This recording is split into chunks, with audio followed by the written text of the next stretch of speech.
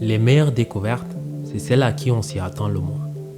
Retenez bien cette expression, parce que cette ville, c'est un mélange de tout ce que j'adore. De base, la ville de Tétouan ne faisait pas partie de mon road trip. C'était juste une ville de passage où je devais passer juste 2 jours. D'habitude, j'aime pas les grandes villes à cause de la pollution et souvent stressant à cause des activités humaines qui transforment complètement mon cadre de vie idéal. Mais ça, c'était avant que je découvre la ville.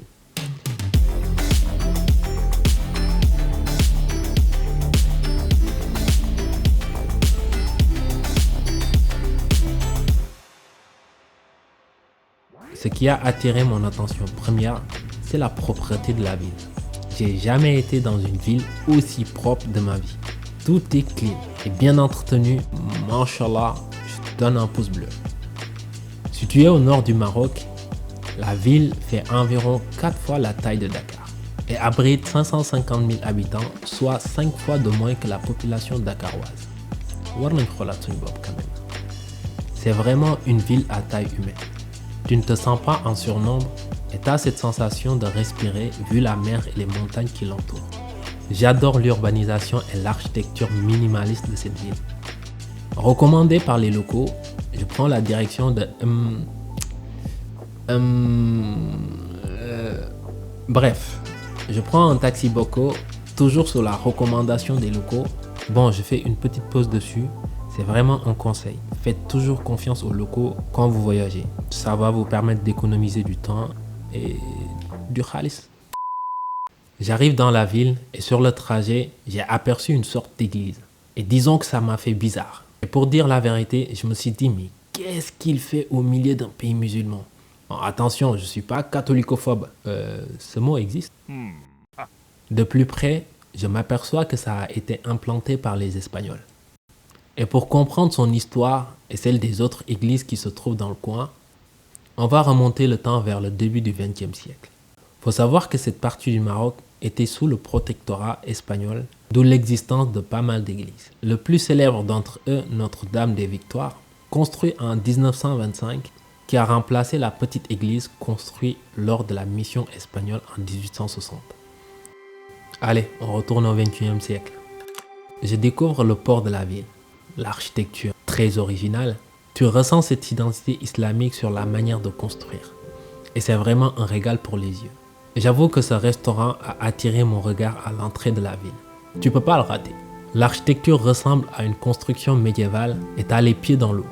J'ai pas eu l'occasion d'entrer à l'intérieur vu que j'avais pas trop le temps et pas les sous non plus. La ville est située sur une chaîne de collines. Et quand tu as une journée partiellement ensoleillée, les nuages peuvent traverser certaines maisons qui se trouvent en haut de la colline. Et ce phénomène dans une ville, croyez-moi, on ne le voit pas tous les jours.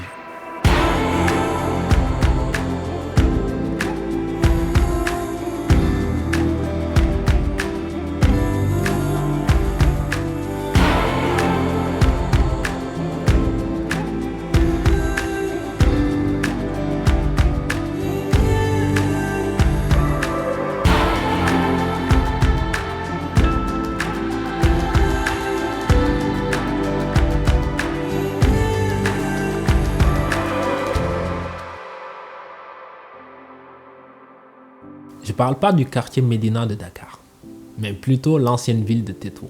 Tu le retrouves presque sur la plupart des grandes villes arabes.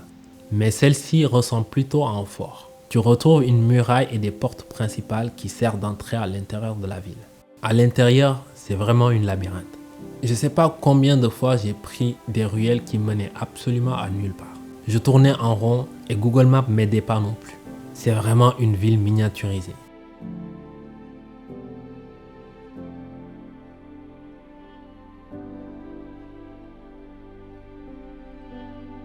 Il y a un marché communément appelé le souk, genre un Koloban 2.0 quoi. Ça va mon ami? Ça va bien? Voilà le Tu retrouves à peu près tout type de marchandises, même Aladdin avec sa lampe magique.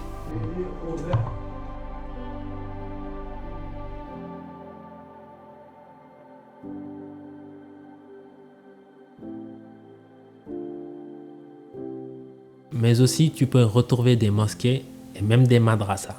Je suis tombé par hasard sur celle-là et je suis très poétique par la manière de construction de ces édifices.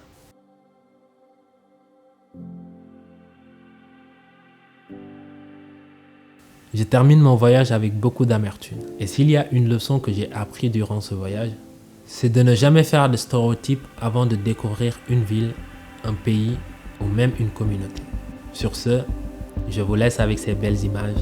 Jaa ngeen jëf.